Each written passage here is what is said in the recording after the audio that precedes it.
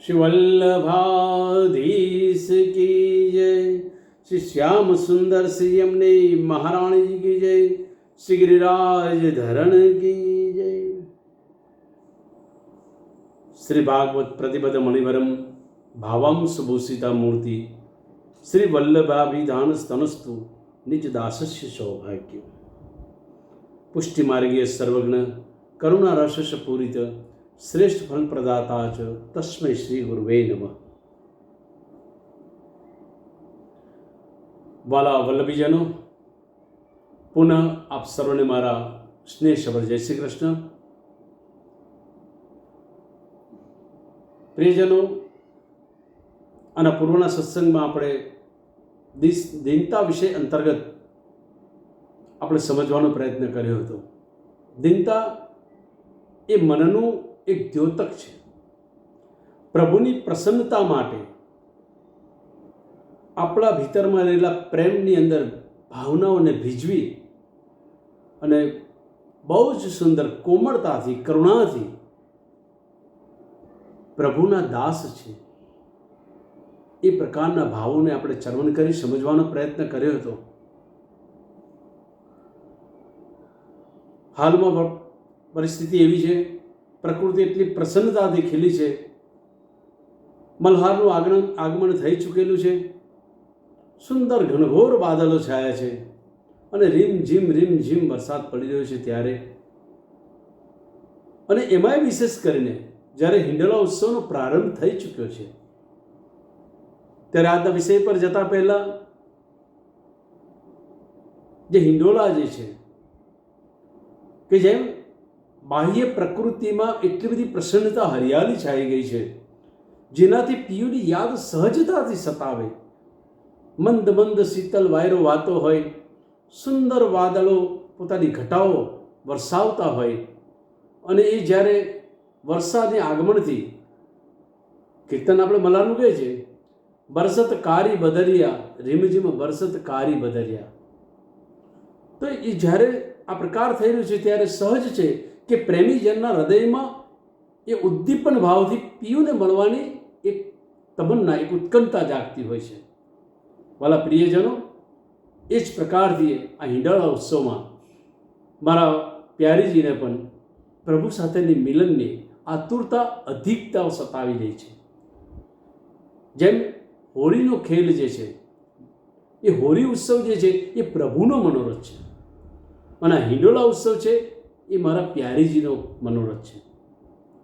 અને માટે જ આપણે ત્યાં આગળ જ્યારે વિવિધ પ્રકારના સાધનોના દર્શન કરે છે, એમાં જે ભાવનાઓ છે કે સમસ્ત સખીજનો પોતાની નિકુંજમાં, પોતાની કુંજોમાં અનેક પ્રકારનું સાજન કરી અને યુગલ સ્વરૂપને ઝુલાવે છે અને અમુક જગ્યાએ ઠાકોરજી એકલા પણ ઝૂલે છે।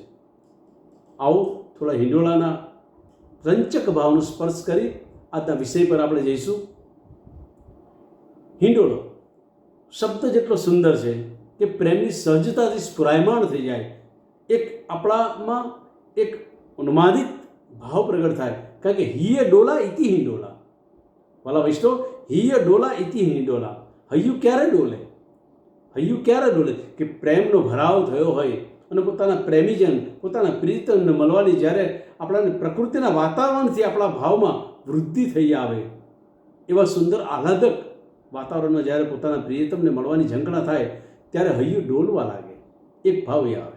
બીજો એક ભાવ એ આવે, જે પ્રાણપ્રેશ પ્રીતમને અનહદ પ્રેમ કરી રહ્યા છે અને અનહદ પ્રેમ કરતાં ભીતરમાં પ્રભુને એ પ્રસન્નતાનો આનંદ આપવાનો ભાવ કે જે આપણા હૈયામાં, આપણા ભાવાત્મક ભાવમાં પ્રભુને ઝુલાવવાનો પ્રકાર, યુગલ સ્વરૂપને ઝુલાવવાનો પ્રકાર, એ હિય ડોલા ઇતિ હિંડોલા।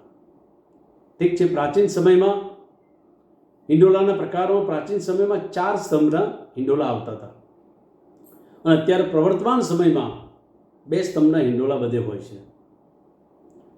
જ્યારે સ્તંભનો પ્રકાર જે છે તો સામાન્ય સહજ ભાવ એમાં એવો સમાયેલો હોય છે કે જ્યાં આગળ આમ તો પ્યારીજીના સ્વરૂપથી હોય, કારણ કે પ્યારીજીનો મનોરથ છે। હિંડોલાનું સમસ્ત સાજન એ સ્તંભથી લઈ, આડસ્તંભથી લઈ, કલશથી લઈ, 4 દાંડીના સિંહાસનથી લઈ, એ ઝાલર બાંધવાથી લઈ એ બધો પ્રકાર પ્યારીજીનું શ્રીઅંગના દર્શન છે સમસ્ત.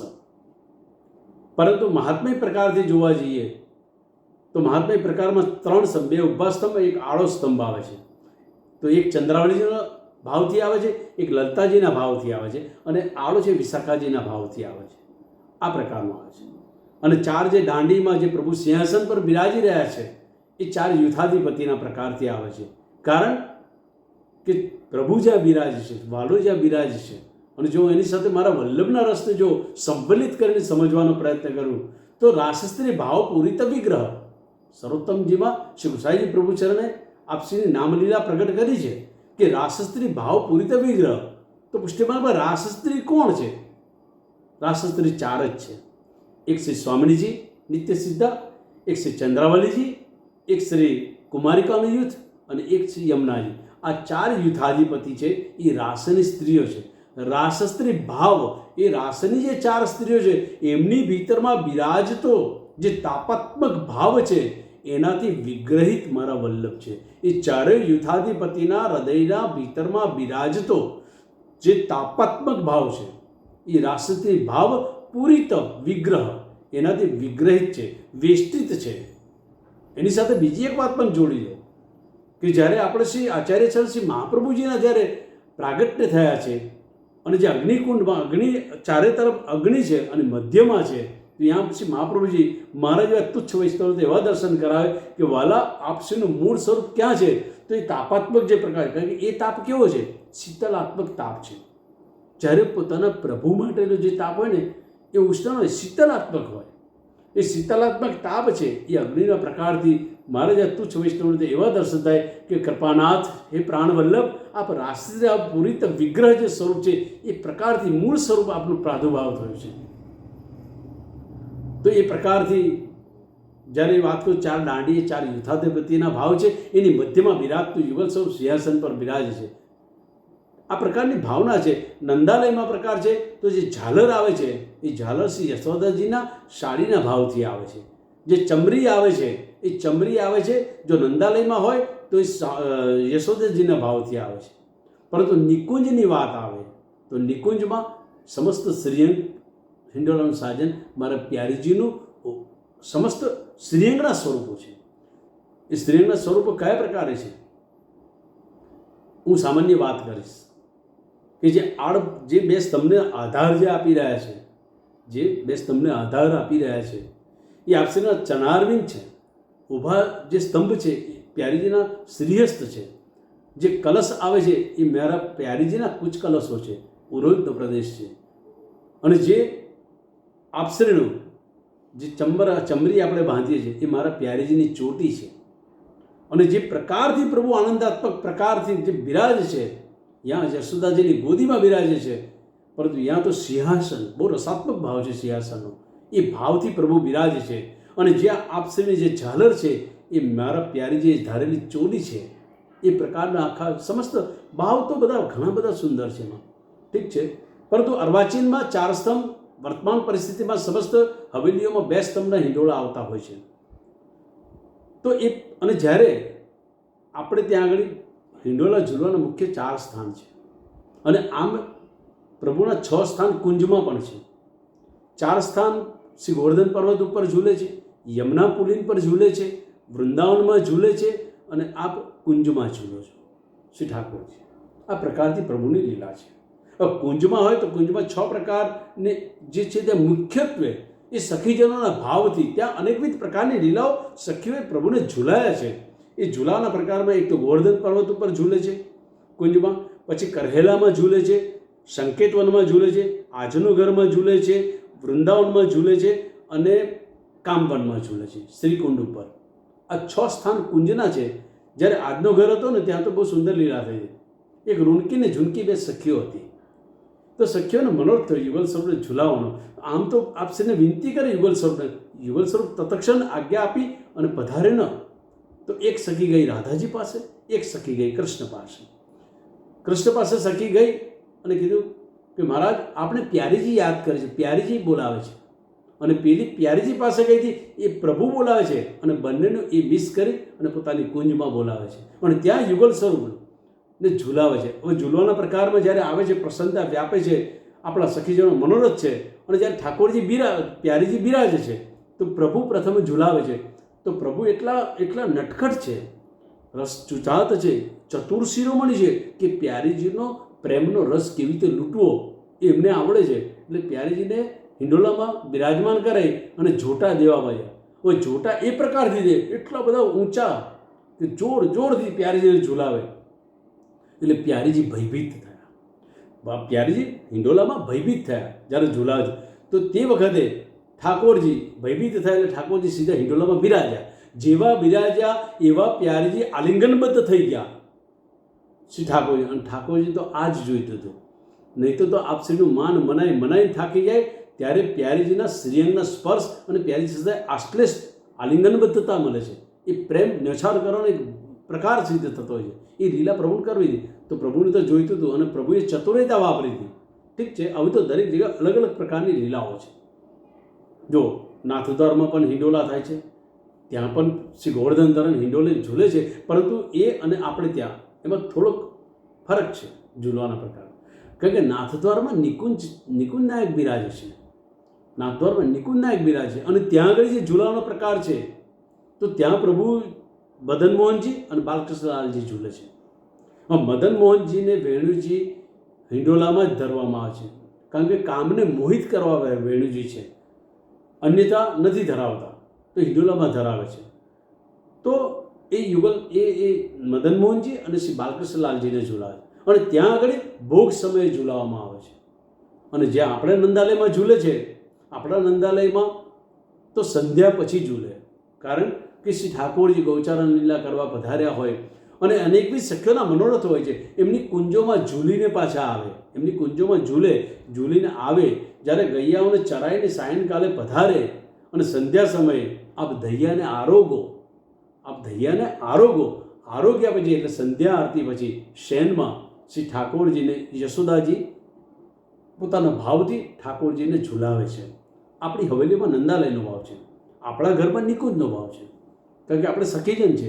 આપણે ત્યાં આપણી કુંજ સ્વતંત્ર બિરાજે છે અને કુંજ બિરાજે એટલે આપણે આપણા ભાવથી શ્રી ઠાકોરજીને ઝૂલાવવાના છે. અને અહીં આગળ જે ભાવ જે છે તો આપણે 4 યુથમાંથી કયા યુથના છે આપણને તો ખબર નથી, કે આપણે યમુનાજીના યુથના છે, સ્વામીજીના યુથના છે, કે કુમારિકાના યુથના છે, કે ચંદ્રાવળીજી યુથના, આપણને એ ખબર નથી. હું 4માંથી કયા યુથની છું નથી ખબર. એના માટે સાજન થતું હોય. હવેલીમાં તો સાજન થાય છે. હવેલીમાં જે પ્રકાર છે કે ભાઈ પીળી અને જાંબલી ઘટા હોય તો શ્રી સ્વામીજીના ભાવથી છે. પીળીને જાંબલી ઘટા આ પ્રકાર છે. પીળીને જાંબલી ઘટા હોય તો સ્વામીજીના ભાવથી થાય. અને જ્યારે સફેદ અને કેસરી ઘટા ધરવામાં આવે તો એ ચંદ્રાવળીજીના ભાવથી આવે છે. અને જ્યારે કસુંબી લાલ હરિયાળી એ ઘટા હોય તે કુમારિકાના યુથના ભાવથી, ઋષિ રૂપાના ભાવથી આવે છે. અને જ્યાં આગળ શ્યામ અને ભૂરી ઘટા હોય તો સમજવું શ્રી યમુનાજીના ભાવથી આવે છે. તો આ પ્રકારની ઘટાના પણ 4 ભાવથી આવે છે, કારણ કે એ યુથાધિપતિના ભાવથી. કારણ કે જે સખી હોય, જે સખીની કુંજમાં પધારો છો, હવે એ સખી જે યુથની હોય એ યુથનું સાજન છે. શ્યામ અને ભૂરી ઘટાથી સાજન કરી અને જો ઠાકોરજી કુંજમાં ઝૂલતા હોય તો સમજવું કે એ સખી યમુનાજીના યુથની છે, કારણ કે પોતાના યુથાધિપતિની સિપારસ આડી અને એની કાની વગર શ્રી ઠાકોરજી સુખ લેતા પણ નથી. માટે પ્રિય વૈષ્ણવજનો, આપણા યુથાધિપતિ કોણ છે ખબર નથી, પરંતુ આપણે જ્યારે સ્વસ્વરૂપનું જ્યારે જ્ઞાન થાય ત્યારે આપણા યુથાધિપતિની પ્રસન્નતા જોઈએ. હું ઘણી વખત સેવાકીય પ્રકારમાં કહેવા જઈ રહ્યો હોઉં છું કે સેવા તો આપણે કરી છે, શ્રી ઠાકોરજી મહાપ્રભુની કૃપાથી સહજતાથી આપણા ઉત્સંગમાં આવીને બિરાજે છે. પરંતુ અગર જો ગોલોકની ઝંખના કરો અથવા તો તમે ત્યાં જાઓ તો ત્યાં સેવાનો કેવો પ્રકાર છે, ત્યાં બહુ જ વિરહ છે. કારણ કે કોટી સખીજનો, એમાં આપણું જે યુથના હોય એ યુથના આપણે આપણી પોતાની કુંજ નિકુંજ પોતાની સ્વતંત્ર હોય તો આપણી સ્વતંત્ર કુંજ નિકુંજ નિત્ય આપણે આપણી નિકુંજને સવારીએ અને સુશોભિત કરીએ. અને જે પેંડો પધારવાનો એ પેંડાને બહુ સુંદર રીતે સજાવતા હોય અને એવી પ્રતીક્ષા કરીએ. ઠાકોરજી યુગલ સ્વરૂપ એવો વિરહ કરે, ક્યારે યુગલ સ્વરૂપ મારી નિકુંજમાં પધારે, ક્યારે મારી નિકુંજમાં પધારે, મારા મનનો મનોરથ પૂરો કરે, એ પ્રકારની પ્રતીક્ષા કરે. એ પ્રતીક્ષાનું સમાપન કરવા માટે શું કરવું પડે? આપણે યુથાધિપતિને પ્રસન્ન કરવા પડે. જે યુથના એ યુથાધિપતિને જ્યારે એ પ્રકારના ભાવથી આપણે બહુ જ પ્રેમ, અતિરેક પ્રેમ કરીશું, ત્યારે યુથાધિપતિને આપણે પ્રસન્નતા વ્યાપશે. એટલે યુથાધિપતિ યુગલ સ્વરૂપને આપણા વતીની વિનંતી કરે, એ કૃપાનાથ આ સખી કો બડો મર્ડર હતે. જ્યારે એ સિફારસ કરીને પ્રભુ આજ્ઞા આપે ત્યારે એ સખી, એ યુથાધિપતિ એ યુગલ સ્વરૂપને આપણે ત્યાં પધરાવે છે. તો એ પ્રકારે આ હિંડોળાના ભાવ છે, જે ઘટાવે તો એ યુથાધિપતિના ભાવથી આવતી હોય છે. અને આપણે ત્યાં કિશોર ભાવથી હિંડોળા આવે છે, કારણ કે તો કિશોર લીલા છે ને. કિશોરો પદ ગમે તેટલા તમે ગાતા હશો હિંડોળાના, ગમે તે, પરંતુ 4 મુખ્યત્વે સ્વરૂપ છે આપણા: ગોકુલચંદ્રમાજી, શ્રી વિઠ્ઠલનાથજી, શ્રી મદન મોહનજી, શ્રી ગોવર્ધનધરનજી. આ 4 સ્વરૂપના ભાવથી જ આપણા પદો ગવાય છે. કિશોર ભાવ છે હિંડોળા લીલાનો. તો હિંડોળા લીલાના આ પ્રકારથી આમ તો બધું ઘણું બધું આવે છે. જ્યારે હિંડોળાનું સાજન થાય, તમે અનેકવિધ પ્રકારથી ઠાકોરજીની સજાવટ કરીને ધરાવો છો, એ સમસ્ત વ્રજભક્તો છે. એ વ્રજભક્તો તમે ત્યાં આગળ જે કંઈ સન્મુખમાં ગોપી હોય, ગોપ હોય, ખીલોના હોય, મોર હોય, પોપટ હોય ઇત્યાદિ વગેરે, તમે જે સાજન કરતા હશો એ સાજન બધા વ્રજભક્તો સુખાત્મક સેવામાં ત્યાં તત્પર ઠાળા છે, તત્પર ત્યાં ઠાળા છે. તો એ પ્રકાર છે. ઠીક છે, આ સંસ્કૃતમાં હિંડોળાનો ઉત્સવ આવી રહ્યો છે. બાકી આમ તો સુરંગી હિંડોળાનું જ્યારે અધિવાસન થાય છે, અધિવાસન થયા પછી સુરંગી હિંડોળે પ્રભુ ઝૂલે છે. એ 32 દિવસ એ સુરંગી હિંડોળા પર ઠાકોરજી ઝૂલતા છે. 32 દિવસ રહે. કારણ કે 32 દિવસ એટલા માટે આપે, જેમ ડોળોત્સવ છે હોરિકેલ, એના 40 દિવસ છે 4 યુથાધિપતિના ભાવથી. એવી રીતે અહીંયા આગળ 4 યુથાધિપતિના ભાવથી 8 દિવસ છે. 8 દિવસ છે. એની તિથિઓ પણ નક્કી હોય છે કે દાખલા તરીકે ભાઈ અષાઢ વદ એકમથી લઈ અને આઠમ સુધીનો હોય, તો આપણે એવું સમજીએ કે ભાઈ અષાઢ વદ એકમથી આઠમ સુધી નંદાલયમાં શ્રી ઠાકોરજી ઝૂલે. પછી અલગ અલગ 4 એ પ્રકારથી 8 દિવસ એવા પુષ્ટિમાર્ગમાં એ પ્રકારના ભાવો છે. ત્યાં આગળ ખટઋતુ જે પ્રકાર થતી હોય છે એ સર્વ સખી સ્વરૂપે જ હોય છે. રાગ રાગિણીઓ જે છેડાય છે કીર્તન પદગાન, એ પણ સખીના સ્વરૂપો છે. અને જે જેટલા બી બેસતા હોય દર્શન કરવા માટે, કીર્તન ગાવા માટે, એવું ના સમજતો કોઈ જીવ છે, બધી સખીઓ છે. આજે એમાં હું આવું, તમે આવો, તેવી ભાવનથી એ પ્રકારનો હિંડોળા ઉત્સવ છે, જે ઉન્માદિત પ્રેમને ભરી ભરીને આનંદ અને પરમાનંદ પ્રગટ કરવાનો એક ઉત્સવ છે. આ કિશોર ભાવનો ઉત્સવ છે, કિશોર લીલા છે. ઠીક છે, આપણે દીનતાની વાત ગયા સત્સંગમાં કરી ચૂક્યા છે. અને દીનતા એ પ્રકાર છે કે જે પ્રેમમાં પોતાની ભાવનાઓ સંવેલિત થઈ અને વિજય અને જે દાસત્વનો જે ભાવ પ્રગટ થાય છે, કોમળતાનો, કરુણાનો, દીનતા છે, એ આપણી દીનતા છે. એ જ એ ભક્તિનું સ્વરૂપ છે. એને જ ભક્તિનું સ્વરૂપ છે. જે સ્નેહ છે અને એમાં સ્નેહ જે છે એમાં ભાવના વિજાય છે અને આપણા ભીતરમાં કોમળ ભાવ પ્રગટ થાય છે, એ ભક્તિ છે. તો એ ભક્તિ શું છે? ભક્તિ શું છે? કારણ કે ભક્તિના બી અનેક પ્રકાર છે. મર્યાદા ભક્તિ છે, પુષ્ટિ ભક્તિ છે આપણે. તો ભક્તિનું સ્વરૂપ શું છે? જે જાણવાથી આપણાને આપણા પ્રાણપે સેવ્ય સ્વરૂપ જે છે, પ્રાણપે સેવ્ય સ્વરૂપને આપણે કઈ ભક્તિથી રીઝવવાના છે, એ પણ એક આપણે એક સુંદર સત્સકાત્મક પ્રકારથી એક સમજવા જેવું છે. તો ભજ આમ સંસ્કૃત ભાષાને જો ભક્તિને જો વ્યાકરણ ભાષાથી સમજવાનો છે કે ભજ ધાતુને કીર્તનનો પ્રત્યય લાગ્યો ઇતિ ભક્તિ, આવું એક જ્ઞાનાત્મક ભાષા છે. પરંતુ એનું ભાવ પાછું શું છે કે ભાઈ પ્રેમપૂર્વક સેવા, એનું નામ ભક્તિ. પ્રેમપૂર્વક સેવા એનું નામ ભક્તિ. શ્રી આચાર્ય ચરણ આજ્ઞા કરે છે, સ્નેહો મહાત્મ્યમ ચ મિલિતમ, સ્નેહો મહાત્મ્યમ ચ મિલિતમ ભક્તિ ભવતી. એટલે કે ઠાકોરજીના મહાત્મય, આપણો જે પ્રેમ છે પ્રેમમાં મહાત્મયનું ભળી જવું. સ્નેહો મહાત્મ્યમ ચ મિલિતમ, એટલે કે પ્રેમ જે છે સ્નેહ, એમાં ઠાકોરજીનું મહાત્મય મળી જવું, એ ભક્તિ છે. એટલે ઠાકોરજીને મહાત્મય જ્ઞાનપૂર્વક મહાત્મયની સાવધાની રાખી અને પ્રભુને આપણા પ્રેમમાં એ મહાત્મયની સાવધાની રહેવી જોઈએ, એનું જ્ઞાન રહેવું જોઈએ. એ ભક્તિનો એક પ્રકાર છે મહાત્મય. પછી હા ઠીક છે, જ્યારે સ્નેહની પરાકાષ્ઠા આવે છે જીવની, ત્યારે મહાત્મય જ્ઞાન આપોઆપ લોપાઈ જતું હોય છે, ભૂલાઈ જતું હોય છે. એ સ્નેહની પરાકાષ્ઠા છે. પરંતુ પરાકાષ્ઠા ના આવી ત્યાં સુધી શ્રી ઠાકોરજી કોણ છે, પ્રભુ કોણ છે, એ મહાત્મય આપણામાં હોવું જોઈએ. તો આપણાથી સાવધાનીથી દાસત્વ આપણું રહેશે. પરંતુ જ્યારે પ્રેમની પરાકાષ્ઠા આવે છે ત્યારે દાસત્વ છૂટી અને મૂળ સ્વરૂપ, જે મેં પહેલાં કીધું કે સખી ભાવને ગોપ્યતા રાખવા માટે દાસ શબ્દ આપ્યો છે, ત્યારે સખી સ્વરૂપ પ્રગટ થઈ જતું. એટલે મહાત્મ્ય જ્ઞાન આપણું જતું રહેતું હોય છે, કારણ કે પ્રેમની પરાકાષ્ઠાએ પહોંચે છે.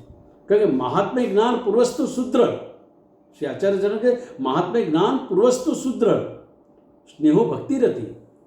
કારણ કે પ્રેમથી જે પ્રભુમાં ભક્તિ કરે એમાં પ્રેમની વૃદ્ધિ થવી છે. મહાત્મ્ય જ્ઞાનમાં આપણો સુદૃઢતાથી સ્નેહ સુદૃઢ થવો જોઈએ એકદમ, ભલે મહાત્મ્ય જ્ઞાન હોય. જો એક બહુ સુંદર પ્રસંગ યાદ આવે છે. શ્રી મહાપ્રભુજી આપ વૃંદાવનમાં પધારી રહ્યા હતા નિજ અંતરંગ વૈષ્ણવ સહિત. તે વખતે નરહર સંન્યાસી નામ એક સંન્યાસી હતો, એનું નામ હતું નરહર. એ સંન્યાસી પણ આપશ્રી પધારતા હતા, એની લગોલગ આપશ્રી પણ ચાલી રહ્યા હતા. અને આપશ્રીના મુખારવિંદની આભા, આપશ્રીનું જે મુખચંદ્રની કાંતિ, વદનની કાંતિ, જે આભા, જે તેજ છે, અત્યધિક મોહિત કરી દે. કોઈ પણ હોય મોહિત થઈ જાય, કોઈ પણ હોય કર્ષિત થઈ જાય, એવું સ્વરૂપ શ્રી વલ્લભનું હતું. તો સહજ આકર્ષિત થઈ. અને સંન્યાસી હતો ને, એટલે સંન્યાસીએ પોતાના મનનો પ્રશ્ન ત્યાં પ્રગટ કર્યો શ્રી આચાર્ય ચરણની સામે કે કૃપાનાથ, કે સંન્યાસનો ધર્મ ઊંચો કે પુષ્ટિમાર્ગીય ધર્મ સારો, આ બેની તુલના પૂછી. શ્રી આચાર્યજી મહાપ્રભુજીએ બહુ સુંદર રીતે સમજાયો. કારણ કે જેમ શ્રી આચાર્ય ચરણે આપશે પ્રસંગ કીધો કે સંન્યાસ ધર્મ મોટો કે પુષ્ટિમાર્ગનો ધર્મ મોટો. કારણ કે પુષ્ટિમાર્ગને પ્રગટ કરનાર તો શ્રી મહાપ્રભુજી છે. તો આપશે કીધું કે જળભરતની વાત કીધી. જળભરત ઋષિ થઈ ગયા છે, આપણે બધાની વાર્તા ખબર છે. જળભરત જે તપસ્વી ઋષિ હતા અને એમને મૃગમાં આસક્તિ આવી. તો મૃગમાં આસક્તિ આવતા એમને મૃત્યુ બગડી અને ત્રણ જન્મનો અંતરાય પડ્યો. તો એ ભક્તિ રહિત કરેલા કર્મો, જે સત્કર્મોની રીતે, જેવી રીતે ચિત્રકેતુ હતો, એ શ્રી પાર્વતીજીનો શ્રાપ પામ્યો ચિત્રકેતુ. અને પાર્વતીનો શ્રાપ પામ્યા પછી એ વત્રાસુર તરીકે અવતાર લીધો. આસુરી યોનિમાં વત્રાસુરનો અવતાર થયો. પરંતુ એનામાં જે ભક્તિ બીજ હતું માટે એ અસુર યોનિમાં હોવા છતાં પણ એની ભક્તિની વૃદ્ધિ થઈ છે. તો સંન્યાસ જે છે, સંન્યાસ લઈ લો, વૈરાગ્ય લઈ લો, એ મર્યાદાનો માર્ગ છે. એ મર્યાદાના માર્ગમાં શું મળે? કારણ કે બીજું પણ એક ઉદાહરણ બહુ સુંદર આવે છે કે નૃપ ભૂપે ગોદાન કેટલા કર્યા. ભૂપ હતો, ભૂપ એટલે રાજા, નૃપ રાજા હતો. નૃપ ભૂપે ગોદાન કર્યા કેટલા, કોઈ ગણતા આવે ન પાર. શ્રી દયારામજી કહે છે, શ્રી સેવા કૃષ્ણ કૃપાળ જે છે લખ્યું છે ને એમાં આવે છે એનો પ્રસંગ કે નૃપ ભૂપે ગોદાન કર્યા કેટલા, કોઈ ગણતા આવે ન પાન. એ નૃપ રાજાએ ગાયોનું દાન દેવામાં એટલું સત્કર્મ કરતા કે ભૂમિમાં જેટલા કણ છે ને આકાશમાં જેટલા તારલા છે એટલી ગાયોનું દાન કર્યું. છતાં એમને એક વખત એ નૃપ રાજાએ એક બ્રાહ્મણને ગાય દાન દીધી અને ભૂલ એવી થઈ ગઈ એ જ ગાય બીજા બ્રાહ્મણને પાછી દાન દીધી. હવે ગાય એક, બ્રાહ્મણ બે, બંને બ્રાહ્મણો એ ગાય પર પોતાનો હક જતાવવા માટે વિવાદ કરવા લાગ્યા. જ્યારે વિવાદ કરતાં બંને બ્રાહ્મણોએ શ્રાપ દીધો, નૃપ રાજાને શ્રાપ દીધો અને શ્રાપને લીધે શ્રાપના પરિવશ થઈ કાંચડાનો અવતાર પ્રાપ્ત થયો. કાંચડાનો અવતાર. તો એને આટલી ગાયોના દાન કરેલું પુણ્ય ગયું ક્યાં કે એને આ અવતાર લેવો પડ્યો? આ ભક્તિ રહિત કરેલા સત્કર્મોની વાત છે. તમે ગમે તેટલા સત્કર્મો, ગમે તેટલું દાન કરો, ગમે તેટલું તમે ભોજન જમાડો, અન્નદાન કરો, દ્રવ્યનું દાન કરો, મોટો તમે કોઈ સોશિયલ એક્ટિવિટીઝ જેને કહેવાય, સોશિયલ એક્ટિવિટીઝ, દવાખાના બાંધો, ધર્મશાળા બાંધો, વૃદ્ધાશ્રમ બાંધો, તમે ગમે તેટલા સત્કર્મ કરો, એની સાથે અગર જો મારી ભક્તિ જોડેલી નહીં હોય તો કરેલા સત્કર્મોનું પુણ્ય અગર જો ક્ષતિ પામશો તો પુનઃ પાછા મૃત્યુલોકમાં દુઃખ જ પામશો. માટે જે કંઈ કરો, તમે જે કાર્ય કરો, હૃદયમાં ચોક્કસ કરુણાનો ભાવ હોવો જોઈએ. જે કંઈ તમે કરતા હો એમાં પ્રભુ ભક્તિ સંવલિત હોવી જોઈએ. પહેલું કે આપણા ઘરમાં આપણી પાસે આપણું જે કંઈ જે છે ધન સંપત્તિ વૈભવ સંતતિ ઇવન આપણા પ્રાણ એ કશું આપણું નથી. એનો માલિક ઘરમાં બિરાજતો પ્રાણ પ્રેત સેવ્ય સ્વરૂપ છે. પહેલાં તો આ યાદ રહ્યું. મારા માથે જે સ્વરૂપ બિરાજે છે, કારણ કે મારા ઘરમાં પ્રભુ નથી રહેતા. પ્રભુ જ્યાં બિરાજે છે એ ઘરમાં હું રહું છું. પ્રભુ જ્યાં બિરાજે છે એ ઘરમાં હું રહું છું. મારા ઘરમાં પ્રભુ નથી બિરાજતા. આ ભાવ આખો આપણે આ પ્રકારનો લેવાનો છે. આપણે તેમ કે મારા ઘરે ઠાકોરજી, અરે નહીં, ઠાકોરજી જ્યાં બિરાજે એ ઘરમાં હું રહું છું. આ ઘરનો માલિક, આ સમસ્ત મારા ઇન્દ્રિય સહિત મારો દેહ, મારી પ્રાણાત્માથી લઈ સમસ્ત મારું જેટલું હું મારું કહી શકું એ બધી જ વસ્તુ મારા પ્રભુની છે. એ તો પ્રસાદી સ્વરૂપ હું એનો વિનિયોગ કરું છું.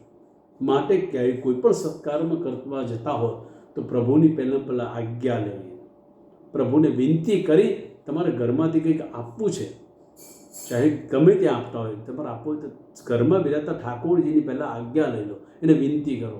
શ્રી મહાપ્રભુજી કારણથી ઠાકોરજીને એ મનોરથ કહો કે ફલાણી જગ્યાએ આ રીતનું વિપત્તિ છે અને એમાં આપની કૃપા આજ્ઞાથી હું કંઈક રંચક દેવા માગું છું, આપ કૃપા કરીને મને આજ્ઞા આપશો, આપની અનુમતિને આજ્ઞાથી હું આ પ્રકારનું દઉં છું, એવું પ્રભુને કહી અને પછી દાન કરો.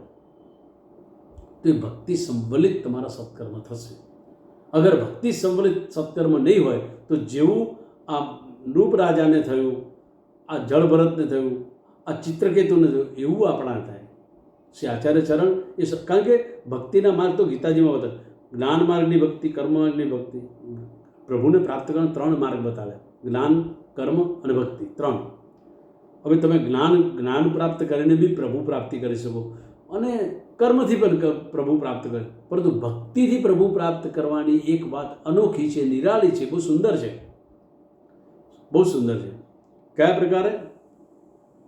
કે જ્યારે તમે માનો કે તમે કોઈ કાર્ય કર્યું, પ્રભુને પ્રાપ્ત કરવાના સાધનોમાં જપ, તપ, નેમ, યજ્ઞ, નામ સ્મરણ તમે ગમે તે કરો, પ્રભુ પ્રાપ્ત થાય છે. ઘણા ઋષિ મુનિઓ તપ કર્યા અને તપથી પ્રભુને પ્રસન્ન કરે છે પણ ખરા, પ્રભુ પધારે છે બી ખરા. જ્યારે પ્રભુનું આરાધના કરે, તપ કરે, કોઈ નેમ કરે, કોઈ જપ કરે, કોઈ યજ્ઞ કરે, હોમ હવન કરે, ગમે તે કરે, એનાથી પ્રભુ પ્રગટ ચોક્કસ થશે. કારણ કે એને પ્રભુ પ્રાપ્ત કરવા છે, એની કામનાઓ, એની ઈચ્છાઓ છે, એ પ્રમાણે એને જુએ છે, એટલે પ્રભુ પ્રગટ થાય. પ્રભુ કેવા પ્રગટ થાય છે? આપણે ટીવી સિરિયલોમાં આ બધા તો જોતા હોય છે. પ્રભુ પોતાના ઐશ્વર્ય સહિત પ્રગટ થાય છે. પ્રભુ પોતાના ઐશ્વર્ય ગુણ લઈને પ્રગટ થાય છે અને ઐશ્વર્યતાના ગુણ લઈને પ્રગટ થાય અને જે યાચક હોય, જે તપસ્વી હોય, કે જેને જે કંઈ સત્કર્મ કરીને પ્રભુ પ્રાપ્ત કરાય એને પ્રભુ પ્રાપ્ત થયા, પ્રભુ મળ્યા. પ્રભુ પછી વરદાન માગવાનું કહે, એને વરદાન પોતાની જે મનોરથ હોય વરદાન માગે, પ્રભુ તથાસ્તુ કરે, બસ થઈ ગયું, પ્રભુ જતા રહે, તમને જે જોઈતું તે મળી ગયું. આ અન્ય પ્રકારથી પ્રાપ્ત કરવાના માર્ગોમાં પ્રભુ પ્રાપ્ત થાય છે, પરંતુ ઐશ્વર્ય ગુણ સહિત પ્રાપ્ત થાય. બીજો પ્રકાર, તમે અનેકવિધ પ્રકારના ભક્તિ સંવલિત મર્યાદાના પ્રકારની વાત કરો છો.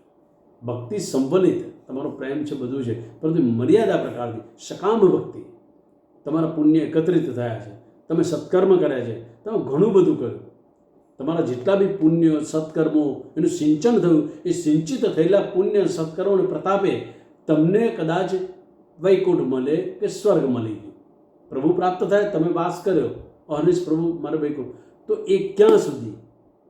અગર ત્યાં તમે સ્વર્ગ કે વૈકુંઠ મળ્યું હોય અને કદાચ કોઈને વધારે હોય તો કોઈ મુક્તિ, જન્મ મરણના ફેરામાંથી મારે મુક્ત થવું છે એ માગે તો એને મુક્તિ, તો પછી એને પછી ફરી પ્રભુનો રસસ્વાદ તો ચાખવા મળે. જેની મુક્તિ થઈ ગઈ, પ્રભુમાં લઈ થઈ જાય, એને પછી કશું નથી મળવાનું. એ આ અન્ય ભક્તિ માર્ગની વાત કરી છું. પુષ્ટિ માર્ગમાં શ્રી આચાર્ય ચરણ જે સમજાવ્યું છે પછી વાત કરો. તો જ્યારે વૈકુંઠ કે સ્વર્ગ મળી ગયું હોય તો ત્યાં પણ સાવધાન રહીને રહેવું. એમાં જો કોઈ ભૂલ થઈ, એમાં કોઈ દોષ પડ્યો, એમાં કોઈ અપરાધ પડ્યો તો પાછા મૃત્યુલોકમાં આવવું પડે. અન્યથા તમારું પુણ્ય સત્કર્મ જ્યાં સુધી હોય ત્યાં સુધી ભોગવવા મળે. પછી ભોગવ્યા પછી શું થાય? અગર દોષ પડે તો પાછું આવવું પડે, અને ત્યાં તો એ પ્રકાર છે નહીં. એક ગોકુળનાથજી બહુ હાસ્ય પ્રસંગ બહુ સુંદર વાત કરે છે કે એક વૈષ્ણવ હતો, એને જીવનમાં કશું જ નહોતું કર્યું, કોઈ એવા સત્કારમાં કર્યા નહોતા, કોઈ ભક્તિ કશું જ જીવનમાં નહોતું કર્યું. જ્યારે યમલોકમાં યમરાજા તેડવા આવ્યા અને લઈ ગયા, એટલે ચિત્રગુપ્ત સામે રજૂ કર્યો, તો એને પુણ્ય એક કરી હતું મને થોડું વિસ્મૃતિ થાય છે. તો જ્યારે એના લેખાજોખા થયા તો એની પાસે પુણ્ય હતું, બાકી એનું પાપ હતું. પાપ પ્રમાણે નર્ક ભોગવાનું, તો પુણ્ય માટે એને સ્વર્ગ વૈકુંઠ ભોગવાનું. તો એને કહ્યું તારે શું પહેલાં ભોગવવું છે બોલ.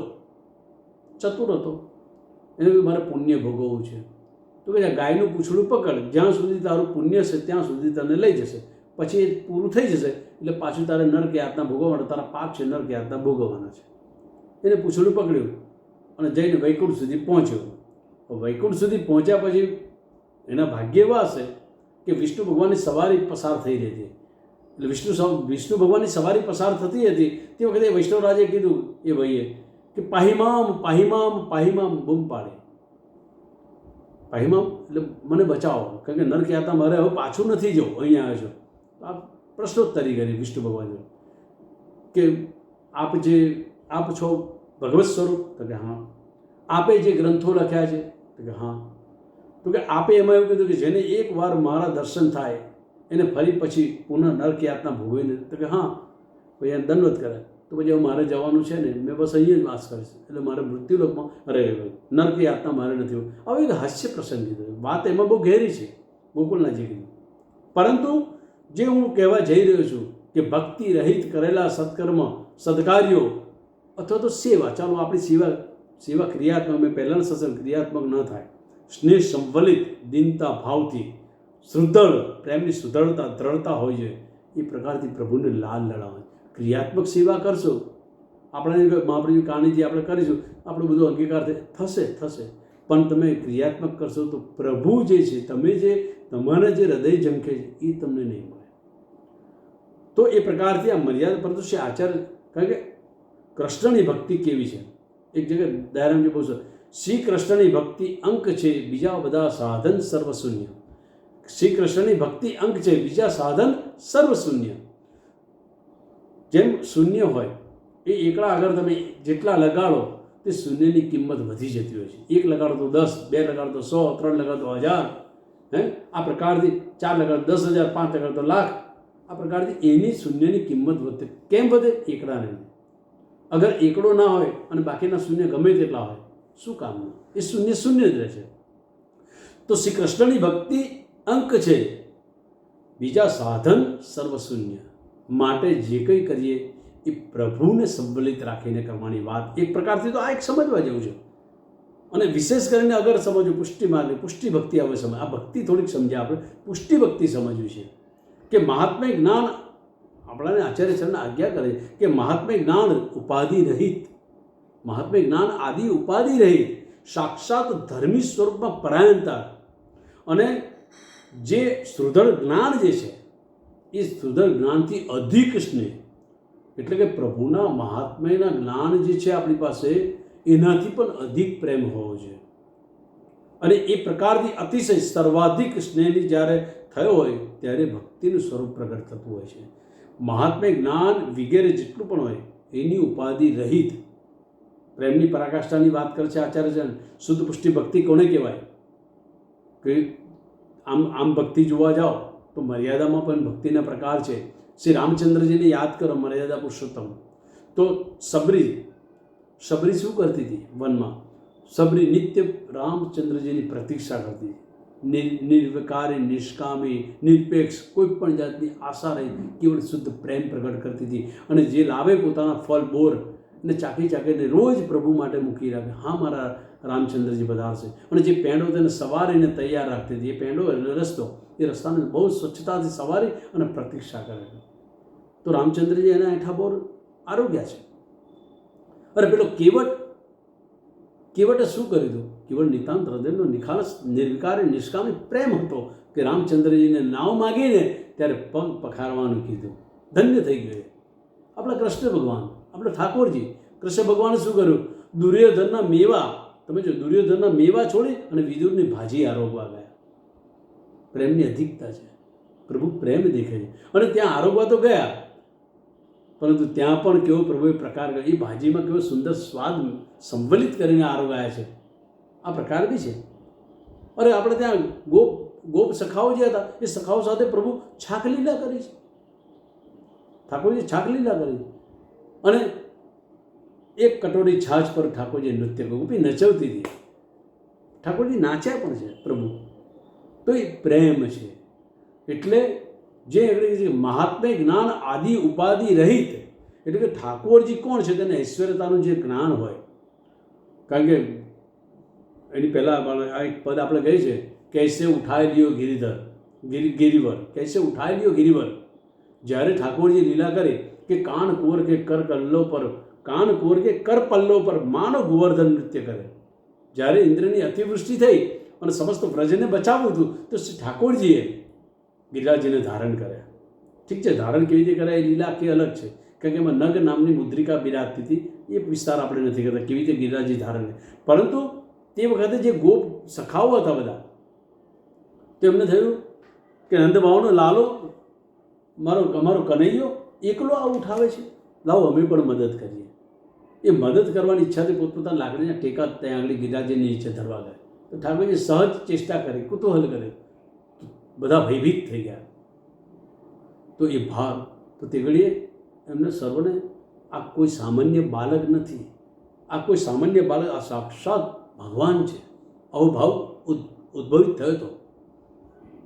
ગોપીઓને બી થયો છે. મહાત્મ્ય જ્ઞાન તો ગોપીઓને, એ તો પ્રભુએ પછી કૃપા કરી મહાત્મ્ય જ્ઞાન ગયું ત્યારે પ્રેમની પરાકાષ્ઠા થઈ, ત્યારે ગોપીઓ પોતે સ્વસ્વરૂપથી પોતાની ભીતરમાંથી પ્રભુ પ્રગટ થાય. એ આખો પ્રકાર અલગ આવે છે. અને અહીંયા જશોદાજીએ બી આ દર્શન કરે છે.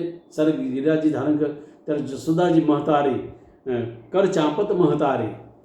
જ્યારે પ્રભુ આવ્યા ત્યારે અત્યાર સુધી તો જોયા કારણ કોઈ સામાન્ય બાલક ભગવાન છે, પરંતુ જ્યારે સ્નેહ પ્રગટ થઈ ગયું તો મહાત્મ્ય જ્ઞાન ભૂલાઈ ગયું કે આ ભગવાન છે.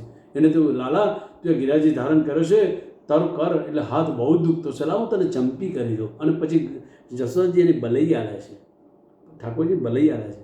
તો એ પ્રેમ, જ્યારે પ્રેમને અતિરિક્તતા આવી જાય ત્યારે પ્રભુ કોણ છે મહાત્મ્ય વિસ્મૃત થઈ જાય છે. એ ભગવત કૃપા છે. તો એ અહીંયા શ્રી આચાર્યચરણ કહે કે મહાત્મ્ય જ્ઞાન ઉપાધિ રહિત સાક્ષાત ધર્મી સ્વરૂપ પરાયણ, સાક્ષાત ધર્મી સ્વરૂપ. કારણ કે પ્રભુના મેં પહેલાંના સત્સંગમાં કહ્યું ધર્મ ધર્મી, વિપ્રોગ ધર્મી આ સ્વરૂપો છે. તો સાક્ષાત પ્રભુના ધર્મી સ્વરૂપમાં પરાયણ રહેવાનું છે. આપણા હૃદયના ભાવ સુદૃઢ જ્ઞાન આદિ, એટલે આપણો પ્રેમ એટલો સુદૃઢ જોઈએ કે જ્ઞાન આ બધું છે એનાથી કંઈક અધિક. શ્રી ઠાકોરજી કોણ છે? આપણે કે સર્વેશ્વર છે, સમસ્ત સૃષ્ટિનો સર્જનહાર. એ બધું જે કંઈ હોય આ પ્રભુ છે, ભગવાન છે. પણ આપણો પ્રેમ એનાથી પણ અધિક જોઈએ કે એ ભગવાન એ મારો પ્રીતમ છે, મારો પ્યારો છે. અને આચાર્યચરણ તો ત્યાં સુધી કહે છે ભક્તિની પ્રકાર, પ્રભુ મારા છે, પ્રીતમ મારો છે, બોલો છો. એ પ્રકાર થાય ત્યાં સુધી તો ભક્તિને બહુ ટોચ નથી આવતી. પરંતુ જ્યારે પ્રભુ પ્રેમ કરે તું મારો છે, ત્યારે ભક્તિની ટોચ આવે છે. કે પ્રભુ, આપણે પ્રભુ વગર ન રહી શકીએ, એ આપણો પ્રેમ છે, ઉત્તમ છે. પરંતુ પ્રેમ એવો કે પ્રભુ આપણા વગર રહી ન શકે, તું મારો છે, એ પ્રકાર સિદ્ધ થાય.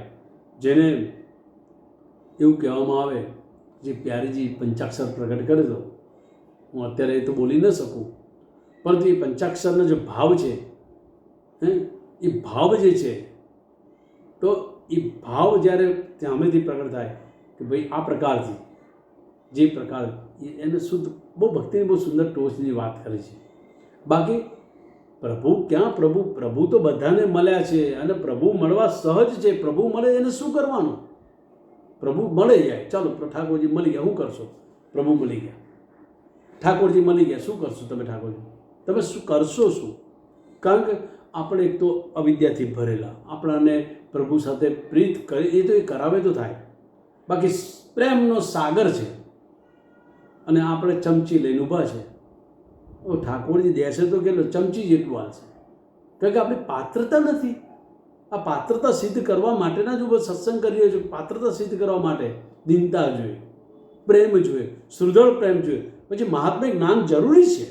ઠાકોરજીની ટેલમાં મહાત્મ્ય જ્ઞાન જરૂરી છે, કારણ કે એ દાસત્વની સાવધાની છે. પ્રભુને પરિશ્રમ ન પડે, પ્રભુ કોઈ એમ તેમ નથી, એ જરૂરી છે. પરંતુ પ્રેમ એટલો બધો વિલસી જાય હૃદયમાં કે ભગવાન ન લાગે, એ મારો લાગે.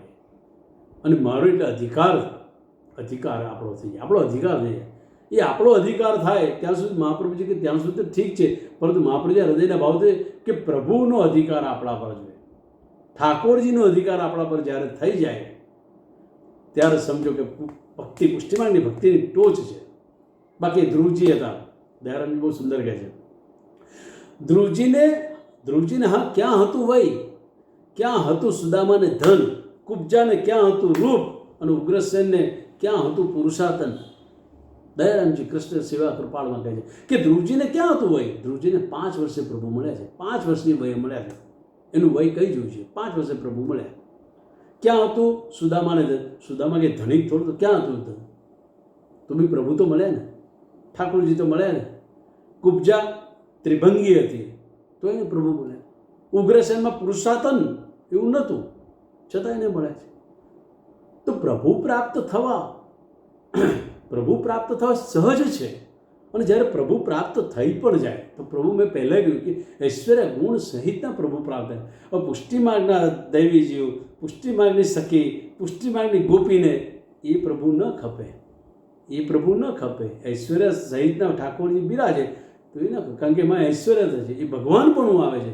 આ ભગવાનપણું આવે ત્યાં સુધી પ્રેમનો આદાન પ્રદાન, પ્રેમનો પ્રેમાલાપ ન થાય, ક્યારેય ન થાય. કંઈ એ તો ભગવાન છે અને આપણે પ્રેમી છે, તો આપણે પ્રેમીને ઝંખે છે. તો આપણો પ્રેમ કેવો કરવો જોઈએ? શ્રી આચાર્ય ચરણ છે કે કેવો પ્રેમ કરવો કે એને પણ પ્રેમ પ્રગટ થઈ જાય આપણા માટે. અને એને જ્યારે પ્રેમ પ્રગટ થઈ જાય, જેવી રીતે જ્યારે મેં ગઈ વખતના સત્સંગમાં રાસની વાત કરી હતી, યમુનાજીના સ્વરૂપ વિશે વાત કરી, એમાં વાત કરી હતી કે ગોપીએ શું કહે છે, પ્રભુ આપ ઐશ્વર્ય સહિત અમારી જોડે પધારો તો રાસમાં આનંદ નહીં આવે. આ તમારું ઐશ્વર્ય ત્યાં છોડી અને આપની માધુર્યતા જોઈએ છે, આપ માધુર્યતાથી અમારી સાથે પધારો તો ખેલમાં આનંદ આવે. તો પુષ્ટિમાર્ગની જીવોને શું જોઈએ? પ્રભુ સાથે પ્રેમનું આદાન પ્રદાન, પ્રભુના શ્રીઅંગ સંબંધી જે પ્રકાર આપણામાં જે હોવો જોઈએ એ પ્રકારનો આદાન પ્રદાનનો પ્રકાર. ઠાકોરજીને હું ખેલાવું, ઠાકોરજી તો ઠાકોરજી પણ પોતા આપણી સાથે ખેલે. એ પણ વિવિધ પ્રકારની, જેમ વ્રતભક્તો સાથે ચેષ્ટા કરી છે. કેવી કરી? તમે દાન લીલા જો, પડઘટ લીલા જો, માખણ ચોરી લીલા જો. ઠાકોરજી રમે છે કે નહીં? ઠાકોરજી ખેલા છે કે નહીં? ગોપી દહીંની મટુકી લઈને જતી હોય, ઠાકોરજી પોતે પોતાની લઠ મારીને તોડે, ગોપીને દાન ઘાટીમાં ઝંઝોવી નાખે, એને રોકે, અનેકવિધ પ્રકારની ચેષ્ટાઓ કરે. ઠાકોરજી ખેલે છે. કેમ ખેલે છે? એ ભગવાન થોડા છે. એ પ્રેમીના પ્રેમીજન તરીકે પ્રભુ પણ એને પ્રેમ કરે છે. અને ત્યાં ભક્તિ પ્રગટ થયેલી છે. અને શ્રી આચાર્યચંદ એ ભક્તિની વાત કરે છે કે સેવા રીતિ પ્રીતિ વ્રજ જન કી જનહિત જગ પ્રગટાઈ, પ્રગટવે માર્ગ રીત દિખાય. આ વ્રજભક્તોના અનુસાર સેવાની રીત અને પ્રીતનો પ્રકાર એ ભક્તિનો પ્રકાર છે. તો એવી ભક્તિના પ્રકારથી આપણે આપણા હૃદયને સજાવવાનું છે. એક જગ્યાએ કદાચ આજે સમયની અવધિ વધી જશે, કારણ કહેવાનું તો ઘણું બધું મન થાય, કારણ કે આપણે પ્રેમ કરીએ છીએ, પ્રભુની ભક્તિ કરીએ, જે પ્રકારે આચાર્ય શ્રી મહાપ્રભુ એ પ્રકાર પૃથક પૃથક આપણા હૃદયની એ સ્થિતિને આપણે બનાવવાની છે. પહેલાં આપણે પ્રભુને પ્રેમ કરીએ છીએ, દીનતાની વાત કરી, હવે ભક્તિની વાત કરી. ભક્તિમાં મહાત્મ્ય જ્ઞાન સહિત પ્રભુને આનંદ કરાવવાનો છે.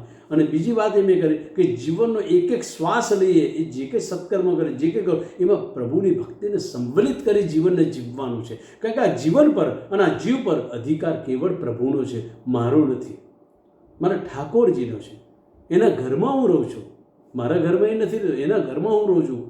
કારણ કે આપણા સર્વનો નાથ એ છે, જે માથે બિરાજતું સ્વરૂપ છે. એ ભાવન રાખી અને આપણે આપણું જીવનને ગતાયમાન કરવું. અને એમ કરતાં કરતાં કરતાં જ્યારે તમારો પ્રેમ પરાકાષ્ઠાએ પહોંચે ત્યારે મહાત્મ્ય જ્ઞાન કે આપ ભગવાન છો એ ભૂલાઈ જશે. આ મારો છે, આ મારો છે, એ પ્રકારનું આપણામાં પ્રગટ થાય. જ્યારે મારો છે થાય છે અને એની પણ તીવ્રતા એટલી વધે કે પછી પ્રભુ સામેથી કહે, ના ના તું મારો છે, તું મારો છે. અને પછી જ્યારે મારો મારો થાય ત્યારે મોહનનો આનંદ આપણાને, એ રસાસ્વાદ આપણાને મળશે. ઠાકોરજી બહુ સુંદર, સુરદાસજી એક જગ્યાએ બહુ સરસ વાત કરી. ભલા વૈષ્ણવ સુરદાસજીની આળીજી આપણાને ઠાકોરજી કહ્યું કે ઉધો એસો ભક્ત મોહી ભાવે. ઉદ્ધવજી તો બહુ જ્ઞાની હતા, પ્રભુના સખા હતા. તો ઉદ્ધવજીને કહે મને કોણ ગમે છે? કારણ કે એને બધું હું પ્રભુનો બહુ પ્રિય છું. તો પ્રભુ એનો મદ દૂર કરવા માટે તો ઉદ્ધવને કહ્યું ઉધો એસો ભક્ત મોહી ભાવે, સબ તજ આસ નિરંતર વેરી, મેરે જન્મ કર્મ ગુણ ગાવે. મને એવો ભક્ત ગમે છે કે સમસ્ત પ્રકારની કોઈ પણ જાતની આશા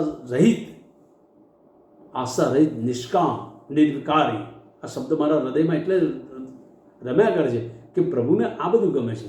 નિષ્કામ, કોઈ પણ જાતની કામના નહીં.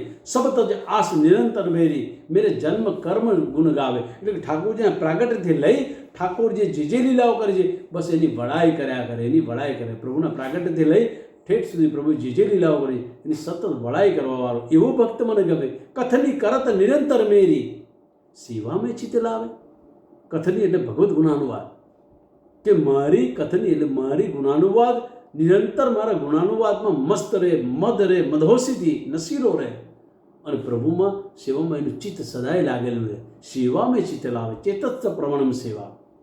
ઠાકોરજીને એ કહે છે, મને ઉદ્ધવને કહે આ મને ભક્ત આ આપણા માટે છે. આ બધું આ ઠાકોરજી જે ઉદ્ધવનું મિસ કર્યું, સુરદાસજીની આડી દીધી છે, પણ કહે છે આપણાને કે કેવો ભક્ત, પ્રભુને શું ગમે છે તો ઠાકોરજીએ બતાડી દીધું કે મને આવું આવું ગમે છે. હવે એમને બતાડ્યું છે તો આપણામાં એ આવા ગુણો આવવા જોઈએ કે કથની કરત નિરંતર મેરી સેવામાં ચિત્ત લાવે, મૃદુ હાસ નૈન જલધારા કરતલ તાલ બજાવે. જ્યારે શ્રવણ કીર્તન કરતા હોય અને મુખમાં હાસ્ય હોય, કારણ કે પ્રેમનું હાસ્ય, પ્રભુનું જ્યારે કીર્તન ગાઓ, ઠાકોરજી લીલાની ઝાંખી કરતા જાઓ, હાથથી ઝાંઝ વગાડતા હોય કે હાથથી તાલ દેતા હો, કરતાલ, જ્યારે કરતલ તાલ બજાવો તો પ્રેમ નિતાંત આંખોમાંથી જલધારા વહેતી હોય, એ દ્રવીભૂત થતું હોય. એ દિનતાનું એક સુંદર દિનતાના સ્વરૂપના દર્શન છે આ, કે મૃદુહાસ નૈન જલધારા કરતલ તાલ બજાવે, જहाँ જहाँ મેરો ભક્ત ચરણ ધરતે. શ્રી ઠાકોરજી પછીની વરાય કહે છે ભક્તની, મને આવો ભક્ત ગમે. અને આવો ભક્ત કેવો હોય છે કે જहाँ જहाँ મેરો ભક્ત ચરણ ધરતે તહાં તીર્થ ચલી આવે. કે એની પાછળ તીર્થો આવે છે. કારણ કે તીર્થો કેમ આવે છે? મારા ભક્તો કેવા છે જે મારા ગુણાનુવાદમાં મસ્ત રહેવાવાળા, કે જે તીર્થોમાં સમસ્ત જગતના જીવો જે પાપ મૂક્યા છે એ તીર્થોને પણ પાપમાંથી મુક્ત કરનાર કોણ છે? તો કે મારા ભક્તો. આ મારા ભક્તો જ્યાં જ્યાં ચરણ ધરે ત્યાં તીર્થ ચલી આવે. વે રજ લે મેં અંગ લગાવો. ઠાકોરજી કહે છે કે મારા આવા ભક્તોની ચરણ રજ તું મારા અંગ લગાવો. કારણ વે લે રજ અંગ લગાવો કોટી બ્રહ્માંડ સુખ પાવે. જેના રૂવાડે કોટી બ્રહ્માંડો છે ઠાકોરજીના, તે બ્રહ્માંડો જે છે એ બ્રહ્માંડોને સુખ મળે. મારા બ્રજભક્તો, મારા એ ભક્તજનની ચરણની રજ હું લગાવવા માગું છું. પ્રભુનો મનોરથ છે. અને પ્રભુએ આમે તમે જો લીલામાં આપણે સાંભળ્યું છે, આપણે પ્રસંગ મેં અગાઉ બી કહી ચૂક્યો છું કે જ્યારે પ્રભુને પેટમાં પીડા ઉપજી છે ત્યારે પોતે રજ માગી, કોઈ પટરાણીએ રજ ના દીધી, ત્યારે ગોપીઓએ ઉદ્ધવજી તે ગયા છે અને ગોપીઓએ ગાળા ભરીને લઈ જવાનો આખો પ્રસંગ કહી ચૂકેલો છું. તો પ્રભુ એ રજ માગે છે. વે રજ લે મેં અંગ લગાવું કોટી બ્રહ્માંડ સુખ પાવે, મેરી મૂરત ઉનકે ભીતર. મેરી મૂરત ઉનકે હૃદય મેં વે મેરે ઉરલાવે. કે મારા ભક્તજનો મારા હૃદયમાં છે અને મારા ભક્તોના હૃદયમાં હું બિરાજું. બલબલ જાઉં શ્રીમુખ વાણી. સુરદાસજી કહું ક્યાં સુધી વખાણ વડાઈ કરું. બલબલ જાઉં શ્રીમુખ વાણી સૂરદાસ જસ ગાવે. સુરદાસજી આ પ્રકારથી એમની આડીથી ઠાકોરજી પોતાના હૃદયની ભીતરનો ભાવ કે મને કેવો ભક્ત ગમે છે. તમે સહજ આ સાંભળ્યા પછી આપણી જાતની તુલના કરો કે આપણે ક્યાં છે અને પ્રભુને શું ગમે છે. તો એ શબ્દના એક શબ્દથી આપણે જીવન બદલવું છે કે નહીં? પ્રભુના પ્રિય થવું છે કે નહીં? જે પ્રભુ આપણે પ્રભુને ઝંખીએ છીએ એ તો મર્યાદા છે. પ્રભુને ઝંખી તો પ્રભુ આપણાને ઝંખેવો પ્રેમ કરો કે પ્રભુ આપણા વગર રહી ના શકે. અને એ ક્યારે આવશે? એ ક્યારે આવશે કે નિવેદનમ તો સ્મર્તવ્યમ સર્વતા તાદૃશ્ય જન. શ્રી આચાર્ય શરણે આજ્ઞા કરી, નિવેદનમ તો સ્મર્તવ્યમ સર્વથા તાદૃશ્ય જન. કે તમે જે નિવેદન કર્યું છે, સર્વની ભાવના જે કરી એ કોઈ તાદૃશ્ય, કોઈ ભગવતી સાથે એ યશોગાનમાં લુપ્ત રહો. કારણ કે એ ભગવતીનો સંગ કરો. આપણે ત્યાં આગળ આસરો એક વલ્લભાધીશકો પદ કહીએ છીએ, આશ્રય પદ, કે ભગવતી જાન સત્સંગ કો અનુસરે ના દેખે દોષ और સત્ય ભાગે. ભગવતીએ જાન સત્સંગ કો અનુસરે ના દેખે દોષ और સત્ય ભાગે. તો આ પ્રકારથી આપણે આપણા કોઈ ભગવતીજન હોય તો ભગવતીજન કેવો હોય આપણાને તો ખબર ના પડે. ભગવતી કોને ગમે એની પહેલાં બી બોલી ચૂક્યો છું કે ભગવતીના માથે કોઈ સિંગલા કે અલાયદા કશું હોતું નથી. તો એવા ભગવતીજન હોય એની સાથે તમારા નિવેદન તમે સમર્પિત કર્યું છે સમસ્ત, એટલે કે સમર્પણ કર્યા પછી જે માર્ગમાં આવ્યા છો એ માર્ગમાં આપણે કેવી રીતે વૃદ્ધિ કરી છે, આપણા પ્રેમની વૃદ્ધિ. તો કોઈ તાદર્શી જન સાથે જેને એ પ્રકારનો અનુભવ છે એવા અનુભવી ભક્તજન સાથેનો સંગ થાય તો આપણાને પણ એ ભગવતી તો એવા છે અને મેં આગળ બી જો પારસ છે કંચન હોય વો પારસ છે કચ્ચા, જો પારસ છે પારસ હોય વો પારસ છે સચ્ચા. કારણ કે ભગવતી પોતાના જેવો જ બનાવી દેવા એવા તાદૃશીજનનો સંગ કરવાની વાત કરે છે. તો એ ભગવતી કેવો હોય? તો કૃષ્ણદાસ એક સુંદર કીર્તન આપણા પાસે શું નથી, મેં એમ કહું છું, આપણાને પ્રભુને પ્રેમ કરવા માટેનું બધી જ પ્રકારની રસ્તાઓ બારીઓ આપણી પાસે બધું જ છે. તો શ્રી વિઠ્ઠલ નાથ બસત જે જાકે તાકી રીતિ પ્રીતિ છબી ન્યારી. શ્રી વિઠ્ઠલના જેના હૃદયમાં શ્રી ઠાકોરજી બિરાજે છે, યુગલ સ્વરૂપ બિરાજે, લીલાત્મક બિરાજે, તાકી રીતિ પ્રીતિ છબી ન્યારી. એનો આખો દેખાવ અલગ હોય, એની રીત પણ અલગ હોય, એની પ્રીત પણ અલગ હોય. કે શ્રી વિઠ્ઠલ નાથ બસત જે જાકે તાકી રીતિ પ્રીતિ છબી ન્યારી. પ્રફુલ્લિત વદન કાંતિ કરુણામય નયન મેં ઝલકત ગિરધારી. ભગવાન નેત્ર કેવા હોય? નેત્ર કેવા હોય? એના નેત્રમાં, કારણ કે જ્યાં દેખે ત્યાં ઠાકોરજી સિવાય એને બીજો કોઈ વિચાર નથી. એના હૃદયમાં એ જ નયનમાં પણ એ ગિરધારી છલકે છે. ઠાકોરજી કરુણાવંત હોય, ભગવદ્યા નયન કરુણાવંત હોય, કૃપાળુ હોય, એનામાં એક લાલીમાં એક અલગ પ્રકારની હોય છે. તો પ્રફુલ્લિત વદન કાંતિ, જ્યારે ભક્ત હોય ને એનું વદન પણ કાંતિ, એની હવા, એનું તેજ કંઈક અલગ પ્રકારનું હોય. પ્રફુલ્લિત વદન કાંતિ કરુણામય નયન મેં છલકત ગિરધારી. ઉગ્ર સ્વભાવ પરમ પદાર્થ સ્વાર્થ લેશ નહીં. કોઈ જાતના સંસારનું સ્વાર્થ રહિત, કોઈ જાતની અપેક્ષા ના હોય. ભગવાનને ક્યારે પણ કોઈ પણ જાતની અપેક્ષા ના હોય. એક નાનો પ્રસંગ, આજે સત્સંગ ખબર નહીં કેટલા 2 ભાગ થાય તો 2 ભાગ કરીશ. એક પ્રસંગ કહું, કારણ કે આ પ્રકાર આવે છે કે સ્વાર્થ લેશ નહીં સંસારે. એક નિષ્કંચન વૈષ્ણવ હતા. શ્રી ઠાકોરજી ભલી ભાંતિ નિષ્કંચન યત્કિંચિત પ્રકારે સેવાનો પ્રકાર સિદ્ધ કરતા, બહુ નિષ્કંચન હતા. અને નિષ્કંચન હોવાથી એ સેવા કરે તો રોજ એમને એવું કે કોઈ વૈષ્ણવને પ્રસાદ લેવડાવ્યો, અને વૈષ્ણવ દેખે તો એ જે ભગવદી હતો એ વૈષ્ણવને દેખે તો ગાંડો થઈ જાય, એને હાથ પકડીને ઘરે લઈ આવે, એને પ્રસાદ લેવડાવે, મનોહાર કરે. પોતે જાતે બહુ નિષ્કંચન. ઘરમાં સામગ્રી બનાવવાનું પણ કશું હોય ના, માગીને લાવે અને લાવીને સામગ્રી સિદ્ધ કરે. એ સામગ્રી સિદ્ધ કરી કોઈને કોઈ વૈષ્ણવને પ્રસાદ લેવડાવ્યા વગર પ્રસાદ ના લે, એવા નિષ્કંચન વૈષ્ણવ. એની જે બ્રાહ્મણ હતા, એ જે એની પત્ની હતી, ધર્મપત્ની જે હતી, એને એવું થાય કે આ મારો ગોર સારો કશું કમાતો નથી, ધમાતો નથી, માગીને લાવે છે, પાછું કોકને રોજ પકડી લાવે છે. એક તો હોય થોડી સામગ્રી અને એમાં પાછા ત્રીજાને લઈ આવે. અને કેમ કરીને મારે સામગ્રી સિદ્ધ કરી, કંઈક લાવે તો હું સામગ્રી સિદ્ધ કરું. એટલે એનો ચીડિયો સ્વભાવ થઈ ગયો. સહજ આપણા ઘરોમાં પણ એવું છે કે જ્યારે આપણી આજીવિકા જે આવતું એમાં દ્રવ્ય જો ઓછું આવે તો ઘર જે ચલાવવાની સ્ત્રી હોય જ્યારે ઓછું આવે અને ઓછામાં એને કરવાનું થાય તો સ્વાભાવિક છે એનું મન ચંચળ થાય, એને ચીડિયો સ્વભાવ થઈ જાય, વારે ઘડી ગુસ્સે થઈ જાય. તો આ પ્રકાર અહીં આ પ્રકાર બી હતો. આ તો નિષ્કંચન ભગવદી વૈષ્ણવ હતા. ઠાકોરજી બહુ જ આનંદાત્મક સેવાનો પ્રકાર સિદ્ધ કરતા. એક વખત આ ગોર મહારાજ ગયા છે પોતે લેવા માટે સામગ્રી ગમે ત્યાંથી માગી લાવે. સવારનો સમય છે, શીતકાલનો સમય હતો. વહેલી સવારે આપ નીકળ્યા છો, નીકળીને ગયા તો રસ્તામાં એક ભગવદી વૈષ્ણવ મળી ગયા. વૈષ્ણવ મળે એટલે આ વૈષ્ણવનો તો બહુ પાગલ. કારણ કે વૈષ્ણવમાં કેમ પાગલ નથી? જે જીવને વૈષ્ણવ જોઈને જો આનંદ ના થાય એ પુષ્ટિમાર્ગી જીવ જ નથી. જેના હૃદયમાં કંઠી બિરાજે, મસ્તક પર તિલક બિરાજતો હોય, મહાપ્રભુ સેવકો એને જોઈને પ્રસન્નતા ના આપે. એનો અર્થ કે એનો અધિકાર નથી, કારણ કે એને ભીતરમાં વલ્લભ નથી દેખાતું વૈષ્ણવના હૃદયમાં. તો આને વૈષ્ણવ જો એટલે બહુ પાગલ થઈ ગયો. એને મનોહાર કર્યા, ભગવત સ્મરણ કર્યું. મનોહાર કરીને વહેલી સવાર છે, સવારમાં હાથ ઝાલીને પોતાના ઘરે ગયા અને ગોરાણીને કીધું કે ભાઈ આપણે ત્યાં વૈષ્ણવરાજ આવ્યા છે તો એમને દાંતન પાણી આપજો અને પ્રસાદ લઈને જશે. હું દોનો લઈને નીકળ્યા, ઘી લેવા, હું ઘડી ઘી લઈને આવું. ગોરાણીએ એમને મોકલે, પાછા આવ્યા એટલે પાછું ગોરાણીએ ઠપકો આપ્યો ચીડે. કારણ કે મહેમાન આવે તો એના દેખતા તો બહુ બીજું કંઈ બોલાય નહીં, પણ એને છૂટો દાંતનનો ઘા કર્યો. દાંતનનો ઘા કર્યો અને ગોર મહારાજને કીધું જાઓ તમે જઈને ઘી લઈ આવો. પછી ઘા કર્યો એટલે પેલા વૈષ્ણવરાજ સમજી ગયો, ભગવતી સમજી ગયો કે મારું આવવાનું આ સ્ત્રીને નથી રૂચ્યું, નથી ગમ્યું. એટલે પેલા ભાઈ તો ગયા. એટલે પેલા ભાઈને ખબર પડી. એટલે પેલા ભાઈ છે પોતે ત્યાં પેલા ગોર મહારાજ ત્યાં ઘી લેવા માટે ગયા અને આ ભાઈ હતા, આ ભગવતી વૈષ્ણવ, એ પોતે સ્થાન છોડીને ચાલવા લાગ્યા, એ જતા રહ્યા. પેલા ભાઈ ઘી લેવા ગયા, ફરી પાછા મિલન થયું માર્ગમાં.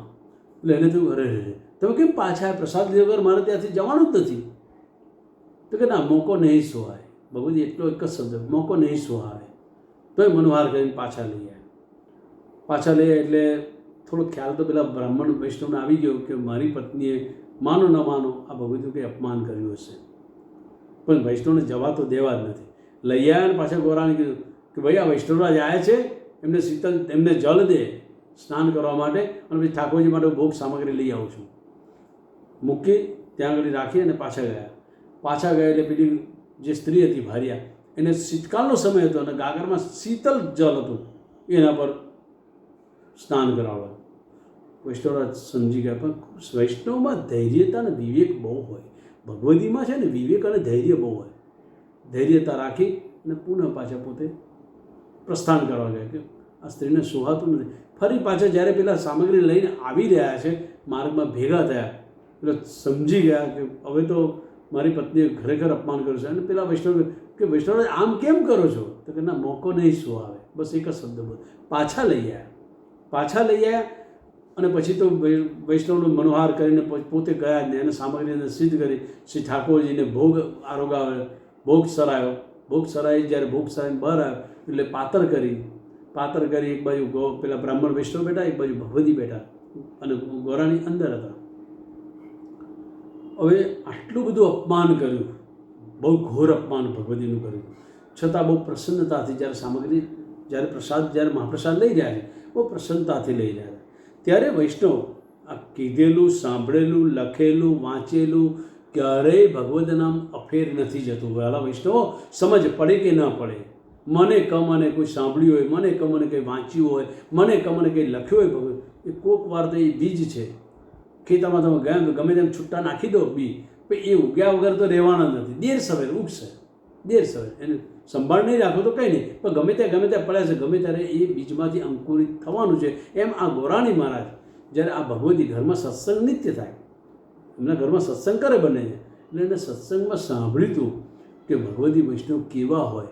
અને જ્યારે એને ખબર પડી આ તો સાચા ભગવતી છે, મેં એમનું આટલું બધું અપમાન કર્યું, છતાં પણ એ ભગવતીને સહેજ પણ ક્રોધ નથી આવ્યો. અને ભગવતીના લક્ષણો યાદ આવતા મનમાં ખેદ થયો, મેં તો સાચા ભગવતીનો અપમાનમાં અપરાધ કર્યો, અશ્રુપાત કરેલી છે. અને સીધી બહાર આવી જ્યારે વૈષ્ણવરાજ પ્રસાદ લઈને ઠાડા થયા, ભગવતી વૈષ્ણવ એના ચરણોમાં લોટી ગઈ. હે ભગવતી, મને માફ કરજો, મેં આપણા સ્વરૂપને ન ઓળખ્યું. આ ભગવતી છે, મને આપણા સ્વરૂપને ન ઓળખ્યું, મેં આપણું ખૂબ અપમાન કર્યું છે, મને અપરાધ પડે છે, મને ક્ષમા કરો. કારણ કે વૈષ્ણવનો અપરાધ કરો ને તો વૈષ્ણવ ક્ષમા કરે તો જ ક્ષમ્ય છે, નહીં તો ઠાકોરજી બી ન કરશે કે ગુરુદેવ બી ના છોડાઈ શકે. ભગવતી કહે હા ક્ષમા કર્યું, આપ રોશો નહીં, આપ રુદન ન કરશો. જ્યારે એ સ્ત્રી જ્યારે રુદન કરતી ત્યારે એનો પતિ ત્યાં બ્રાહ્મણ હતો, એને પણ સમજાઈ ગયું કે આટલું બધું અપમાન કર્યું છે. એ પણ રોવા લાગ્યો. જ્યારે બંને સ્વરૂપને રુદન કરતા જોયા તો ભગવતી તો કોમળ હોય, ભગવતીથી પણ ન રહ્યો, ભગવતીની બી નેત્ર છલકાઈ ગયા. ભગવતી જ્યારે ત્રણેય જો રુદન કર્યા ત્યારે અંદર ઠાકોરજી બોલ્યા. ઠાકોરજી શું બોલ્યા? એ વૈષ્ણવરાજ મોકો નહીં સુહાવે, વૈષ્ણવરાજ મોકો નહીં સુહાવે. જ્યારે ઠાકોરજી સાક્ષાત બોલ્યા, આ પ્રકારનો પ્રસંગ છે. જ્યારે બોલ્યા ત્યારે વૈષ્ણવ જે બ્રાહ્મણે કે આટલા વર્ષોથી સેવા કરે, ઠાકોરજી ક્યારે સાનુભવ કે ક્યારેય બોલે, આ ભગવતીના ચરણ એ આગળ પડ્યા તો ઠાકોરજી બોલવા, તો ભગવતીએ કૃપા કરી. તો સ્વાર્થ લેશ નહીં સંસારી. આવા ભગવતીનો કોઈ સ્વાર્થ નથી હોતો. આનંદ રૂપ કરત એક છીન મેં હરિચુક કથા કહત વિસ્તારી. જ્યારે ભગવતી બિરાજે તો આનંદનું રૂપ સહજમાં પ્રગટ કરી દે. ઠાકોરજીને સહજમાં જ્યારે સત્સંગ થતો હોય, હો વારીને વલ્લભીયન પર મેરે તન કા કરો બિછના શીશ ધરું ઇનકે ચરણંતર. આ પ્રકારનું કીર્તન આપણે પદગાન કરીએ છીએ. પ્રસંગ બધાને ખબર છે કે સત્સંગની ભગવત મંડળની મધ્યમાં શ્રી ઠાકોરજી બિરાજતા હોય છે. તો ભગવતી જ્યારે ભગવતીનો સંગ થાય તો ભગવતી આનંદરૂપ કરત એક છીન એક ક્ષણમાં ઠાકોરજી ઠાડા થઈ જતા હોય અને હરિચુકા કથા કહત વિસ્તારે. ઠાકોરજી ગુણાનુવાદ ને એવા સુંદર વર્ણન કરે, હરિચુકા કથા કહત વિસ્તારે.